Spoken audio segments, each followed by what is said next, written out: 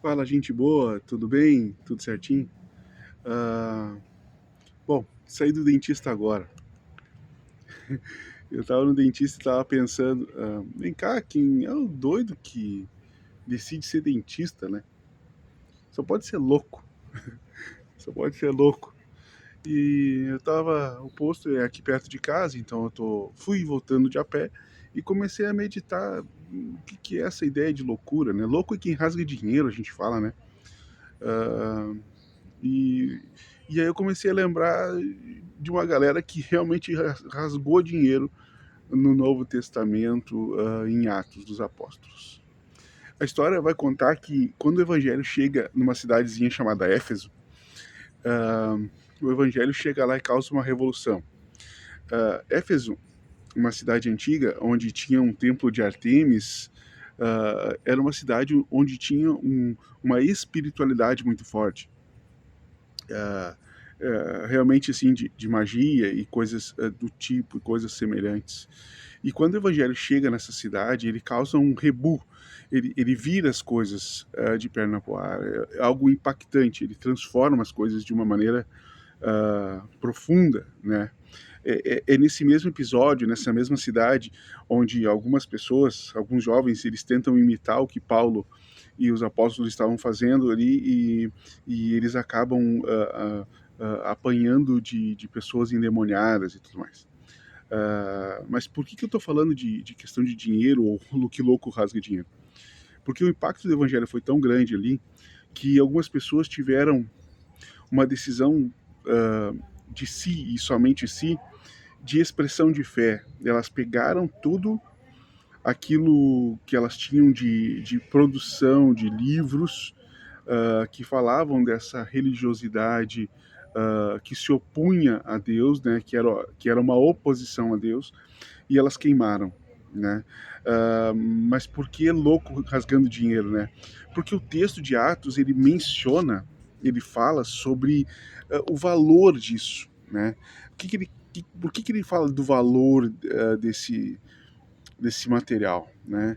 Porque normalmente as pessoas se beneficiavam dessa religiosidade do lugar, né? Então elas vendiam muito material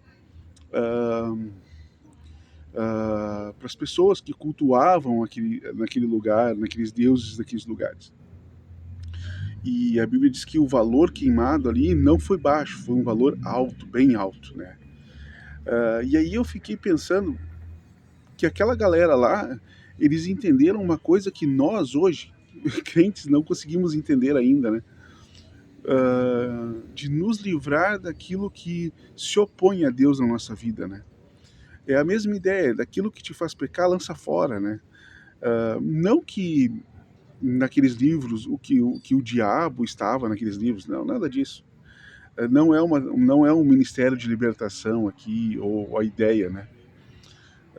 Não faço parte da ideia pentecostal ou neopentecostal, mas simplesmente de uma expressão de fé que mostra o quão importante é a gente ter uma postura, né? Ter uma postura que vai determinar o quão importante é a nossa fé.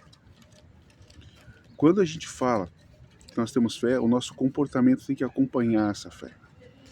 Então, dizer, ou melhor, aquela galera dizer, olha, nós cremos em Deus agora, nesse Deus que é o Deus de Paulo, que é o Deus do Evangelho, né? Isso motivou eles a se livrarem daquilo que poderia se opor à fé deles em algum determinado ponto da história. Por que isso faz sentido? Por que eles não poderiam ter guardado aqueles livros? Porque se eles guardassem aqueles livros, seria como eles dissessem o seguinte: olha, eu até creio em Deus, mas se algo der errado com isso, eu volto para aquilo, sacou? É aquela ideia, né? Eu saí do Egito, mas se algo der errado no deserto, eu volto para o Egito, entendeu? Nesse sentido. Então, quantos de nós ainda hoje guardamos os tênis que machucam os nossos pés, entende? Quanto de nós ainda hoje não nos livramos de coisas que têm se que tem sido como oposição à palavra de Deus, à obediência a Deus, entende? Então, é complicado, né? Porque eles entenderam lá o que ainda talvez nós não entendemos aqui.